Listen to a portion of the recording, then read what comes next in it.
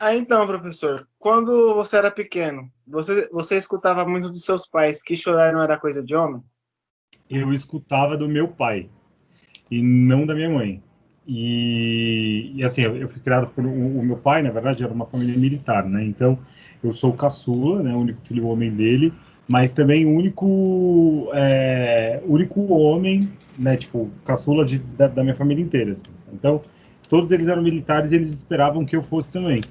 Então, meu pai dizia muito isso. E eu, como canceriano, sempre fui muito chorão, né? E como filho caçula, sempre chorei bastante. E o meu pai sempre dizia isso. Aí minha mãe falava sempre ao contrário. Minha mãe falava assim: não, homem chora assim, tem que chorar, e deixa o menino chorar. E aí eu tinha essa dualidade entre meu pai e minha mãe. Assim. Meu pai era bem, tipo, não chora, porque homem não chora, engole o choro. Então eu passei por isso. Como que você se sentiu sobre isso?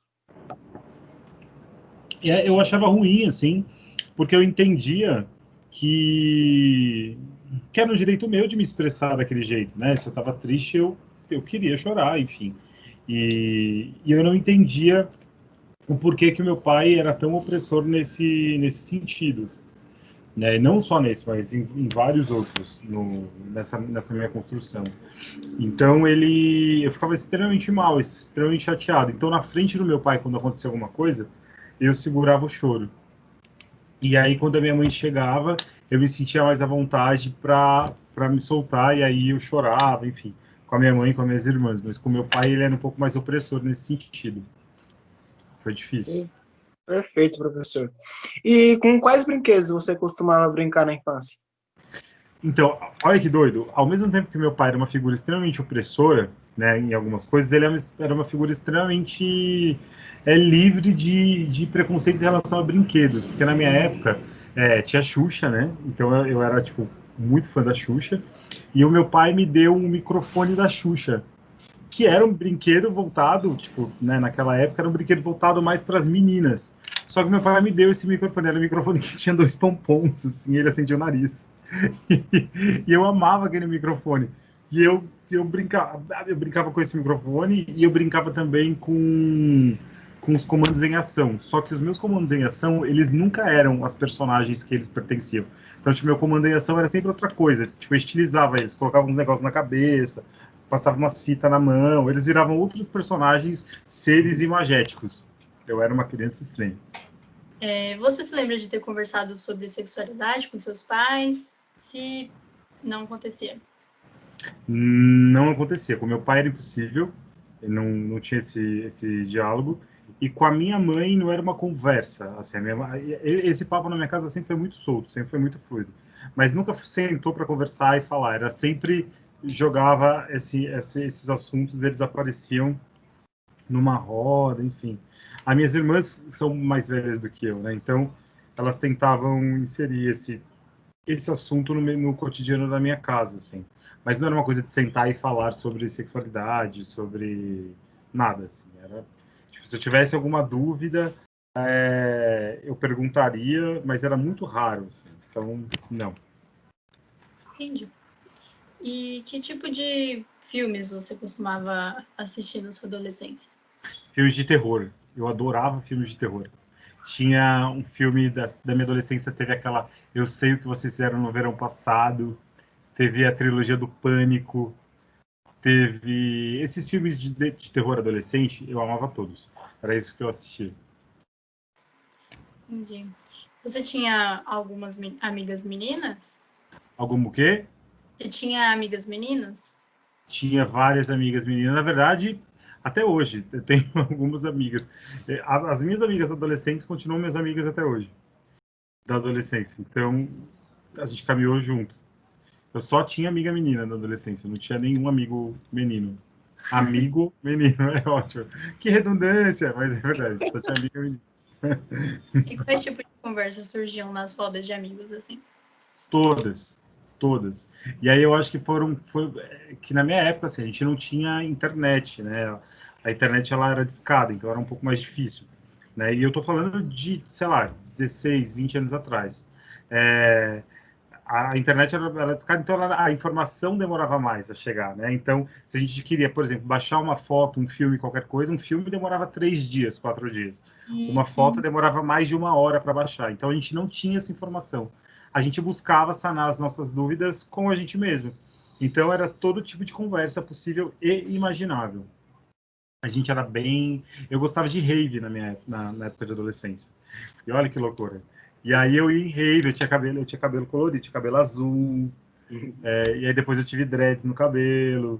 E então eu era um adolescente sapequinha, que não quero que vocês sejam esses adolescentes. O que você entende por masculinidade tóxica?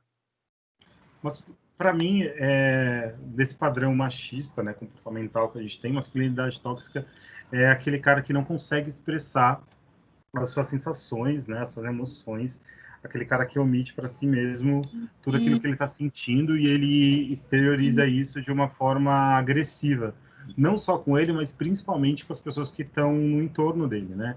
E ele acaba sendo mais covarde ainda com as pessoas que residem com ele, assim, que é o elo fraco, né? É aquele cara que precisa impor esse tal, entre aspas, machismo, né, e falar que eu sou o macho alfa, é esse cara que precisa impor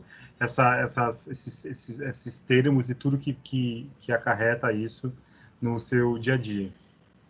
É um grande babaca, para ser sincero. E você já fez algo que você não queria, porque se sentiu pressionado por amigos ou familiares? Que eu não queria. Sim, eu fiz no início, no final da adolescência, nessa coisa de escolher o que vai fazer, eu acabei passando em biologia, só que eu não fiz, porque a minha mãe queria muito. Então foi uma pressão assim social da minha mãe, da minha família, enfim, para fazer algo que não fosse arte, que não fosse ligado à educação assim diretamente. E aí eu cedi nesse momento, mas foi a única coisa, assim, nunca fui de fazer porque as pessoas queriam que eu fizesse, não. Eu sempre tive uma personalidade forte. Boa. Você já se sentiu mal ou teve sua sexualidade questionada por não querer fazer algo considerado masculino? Várias vezes. Várias vezes. Em vários momentos da vida, né? Quando eu era mais jovem, eu tinha dos 19 até os 25, eu fui de uma agência que chama ainda Mega Model. E aí a gente trabalhava, eu fazia muita publicidade, né? Muita propaganda, tal, não sei o quê, que era como e dava aula paralela a isso, mas a minha renda maior eram de propagandas. E lá nessa agência eles cobravam uma masculinidade tóxica assim, dos meninos. Tinha que ter uma postura que eles diziam mais vendável, então tinha que ser o macho alfa, assim. E todos os caras que fugiam desse padrão, eles trabalhavam menos, enfim, não eram chamados para determinados eventos, enfim, então nesse lugar foi ruim. E também depois de muito tempo, assim, depois que eu fui casado, né, durante muito tempo com uma garota, e aí depois eu terminei essa relação lá pelos 28 anos de idade, e aí eu apresentava um programa que chamava Red Bull Station, que é um programa de skate voltado para skatistas. E aí eu comecei a namorar um skatista. E aí isso foi bem difícil, tanto para mim quanto para ele na época. E aí eram nesses lugares que cobravam esse padrão, assim, esse estereótipo. Mas eu tirei de letra também. Eu sou bem desses. E você já esteve no lugar da pessoa que debocha do outro por não querer seguir esses padrões masculinos? Jamais. Não. Jamais. Eu acho que, na verdade, eu não gosto, eu não concordo, não sei se não concordo é a palavra, mas eu não acredito muito em rótulos. Eu acho que as pessoas elas devem ser aquilo que elas quiserem ser, quando elas quiserem ser, né?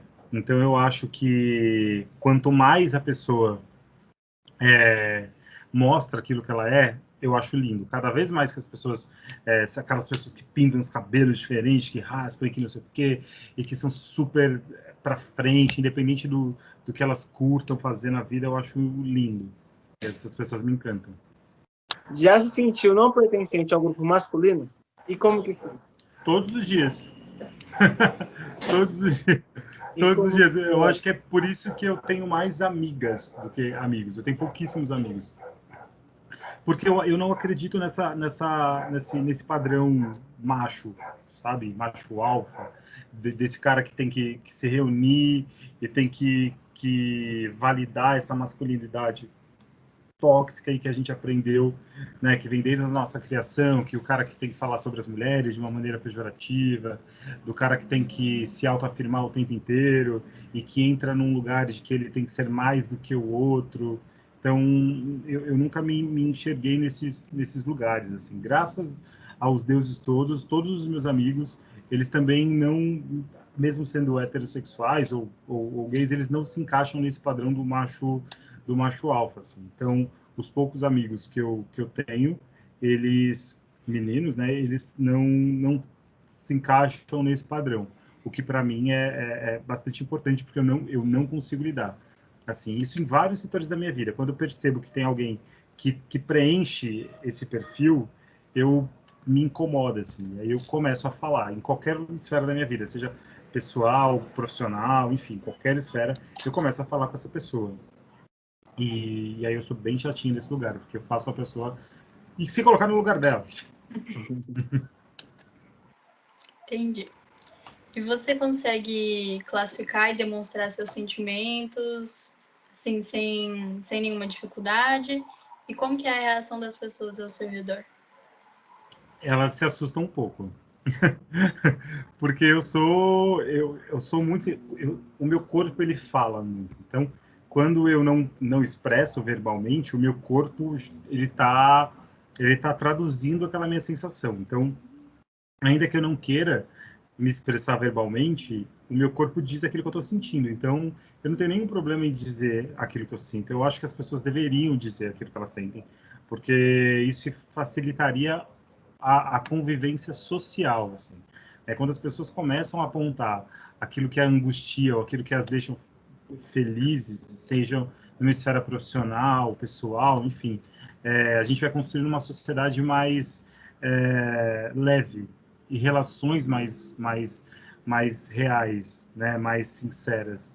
Então eu acho que eu me expresso, né, da maneira com que eu sinto, né, e até no trabalho, assim, às vezes quando eu estou muito emocionado eu choro, já chorei na frente da minha chefe.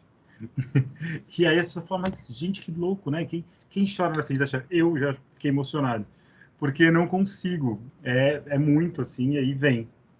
E eu não acho isso ruim, não. Eu acho que tem que ser, eu acho que é esse lugar que eu acredito, assim.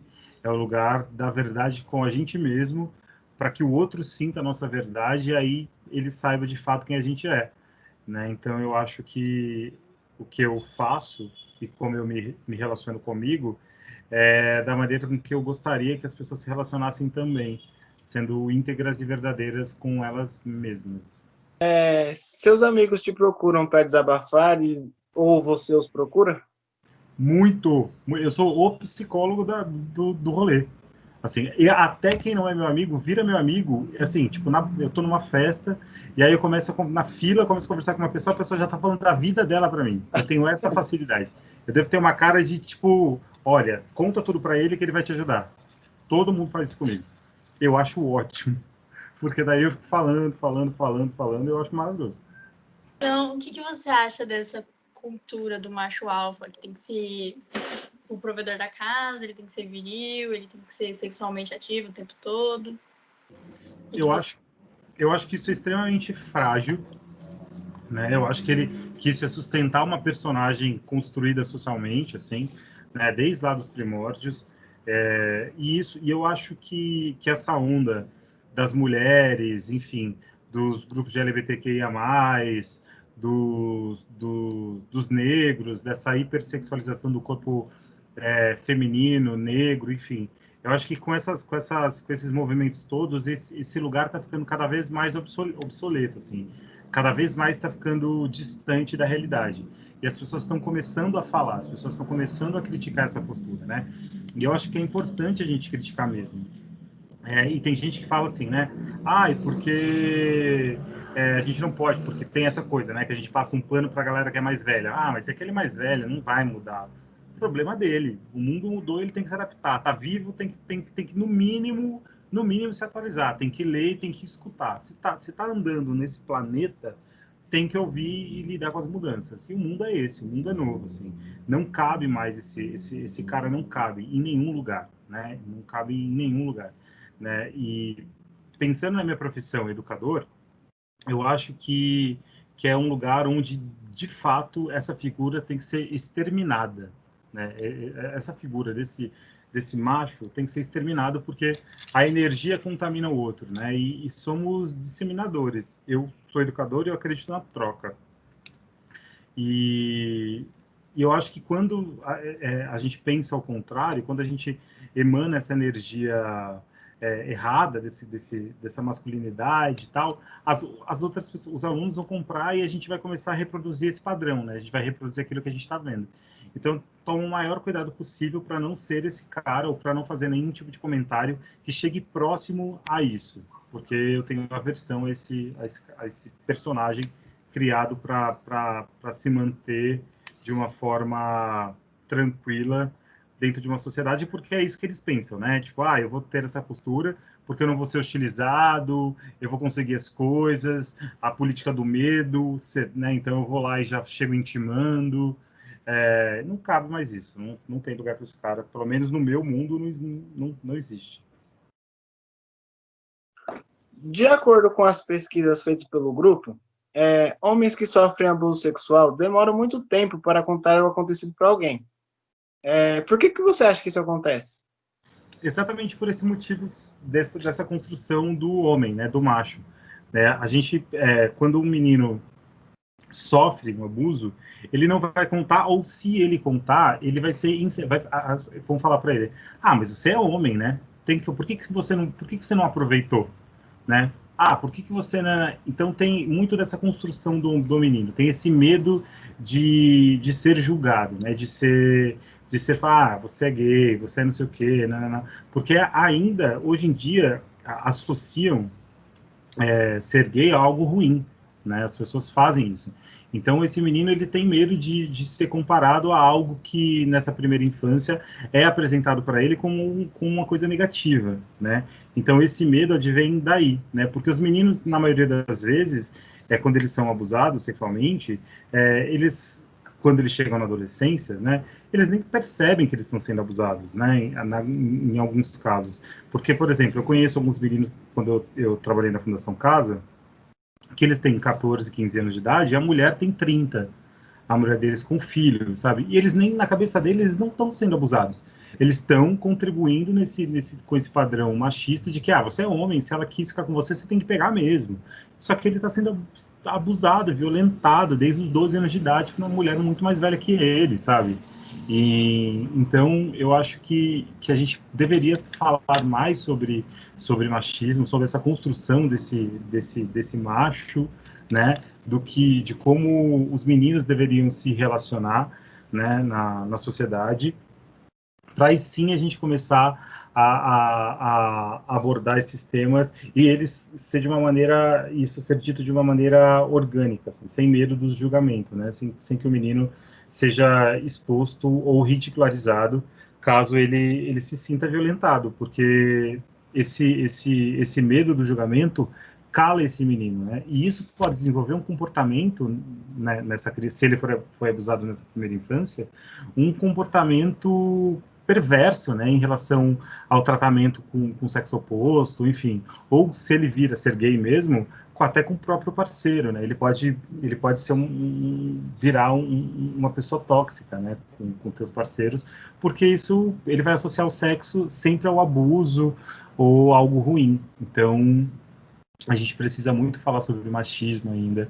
para que a gente consiga salvar algumas pessoas e, quem sabe, assim, depois de uma década, não, ou duas, a gente não tenha mais esse medo de falar, né? E visto que na nossa sociedade a gente escuta com frequência as frases homem não chora, que homem de verdade não faz isso, homem de verdade tem que fazer isso. O que é ser homem de verdade para você? O que é ser homem de verdade para mim? É ser íntegro. Eu acho que é saber olhar no olho e entender qual que é o meu papel dentro dessa sociedade como cidadão e principalmente entender o papel do outro, né? Dentro desse mesmo globo. Eu acho que ser homem de verdade é, é ser íntegro com você, é respeitar as suas sensações, é exteriorizar as suas emoções, é ser humano, né? Eu acho que é pegar a premissa daquilo que a gente é, né? É ser orgânico, é ser genuíno, é ser real. Quais as consequências da masculinidade tóxica para a sociedade?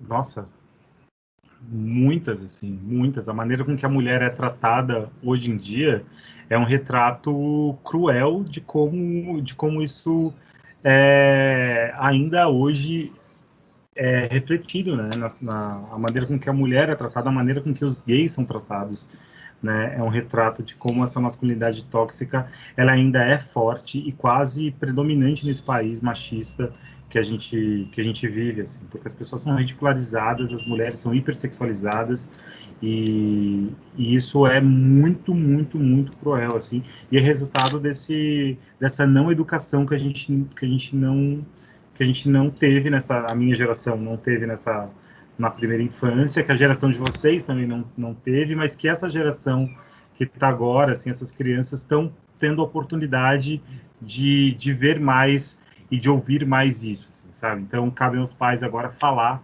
sobre essa construção para que a gente não tenha mais casos de LGBTQIA+, sendo espancados e mortos, e de mulheres sendo hipersexualizadas, violentadas, verbalmente, fisicamente, né, o que é um absurdo, né, e eu acho que é isso, o reflexo é nessa violência, os índices altíssimos de feminicídios, de pessoas que pertencem ao grupo LGBTQIA+, assassinados, né? Eu acho que é bem isso, né? Teve um caso recente aí de uma mulher, de uma Miss, não sei se vocês viram, de uma Miss negra que estava falando com um homem, né? Ela estava se comunicando e ela resolveu não sair com esse cara e aí ele se sentiu no direito de dizer que ela era só um objeto de fetiche para os outros caras por ela ser uma mulher negra, né? Então é nesse lugar que essa masculinidade está.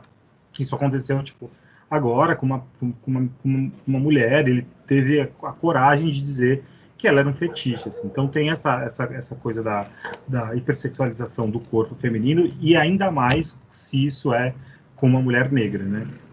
E com um homem negro também, mas a gente precisa trabalhar essa primeira infância e falar o quanto esse comportamento é machista e não reforçar esses pequenos... Porque começa ali na infância, né? Tipo, o meu filho não vai lavar louça. Eu vou fazer isso. Aí manda a filha fazer.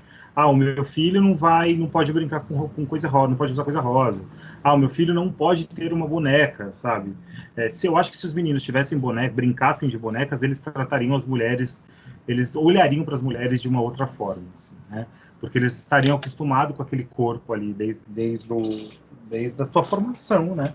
E aí eles olhariam para as mulheres de uma outra forma e não hipersexualizando esse corpo, né? Porque corpo é corpo, né? Sexo é na cabeça. Então os caras têm essa coisa de quando você não teve, quando você pira, né? Você vira um ser animal, né? Isso é muito cruel, isso é muito triste. Acho que é isso. Então, você acha que o feminicídio está ligado, né, com a masculinidade tóxica? Eu acho que está ligado diretamente, assim. O feminicídio, os assassinatos relacionados ao movimento LGBTQIA+, eu acho que está ligado diretamente a essa masculinidade tóxica. O que as mulheres podem fazer para contribuir com a desconstrução da masculinidade disfuncional? Eu acho que falar, porque a fala gera uma ação e essa ação gera um movimento maior, né? Então, somos seres potentes e eu acho que quanto mais você fala e quanto mais você se impõe, né, impõe teus direitos, impõe uma sociedade igualitária e justa, eu acho que é perfeito. Eu acho que esse movimento que vem acontecendo, né, de unificação né, dessas minorias todas, né, em prol de algo maior, que é o direito de ser igual, né, em todos os sentidos, eu acho que é fundamental para tentar, de alguma forma, quem sabe, viver sem esses termos que já são tão demodês, né?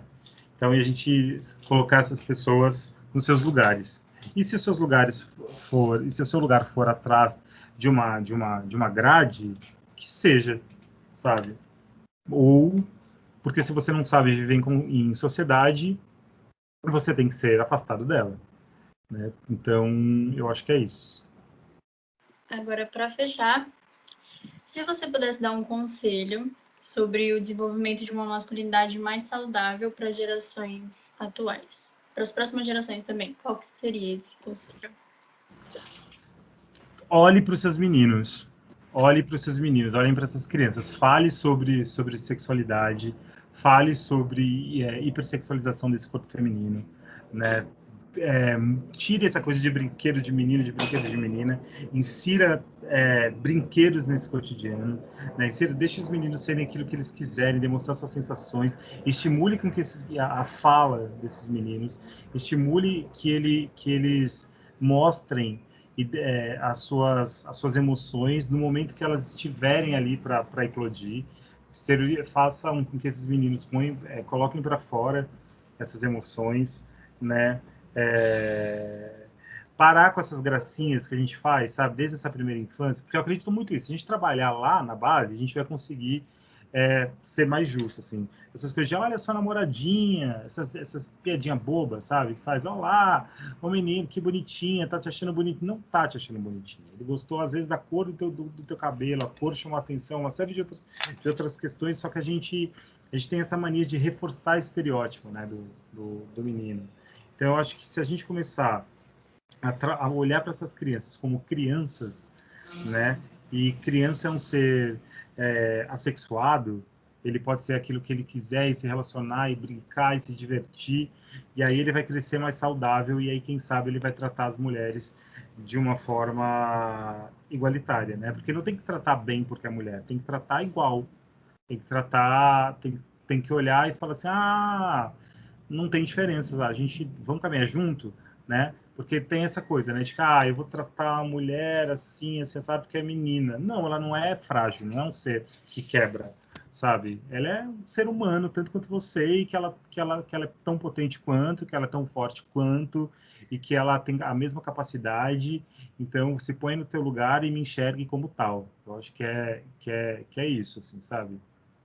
Um conselho que eu acho que eu daria é esse: converse com os meninos para que a gente consiga eliminar esses pseudos, esses futuros assediadores, caras tóxicos, e empoderem as meninas desde crianças. Assim. Acho que esse é o fato, assim, falar com essas meninas desde essa criança, assim, de que o corpo é delas e de que elas podem, sabe?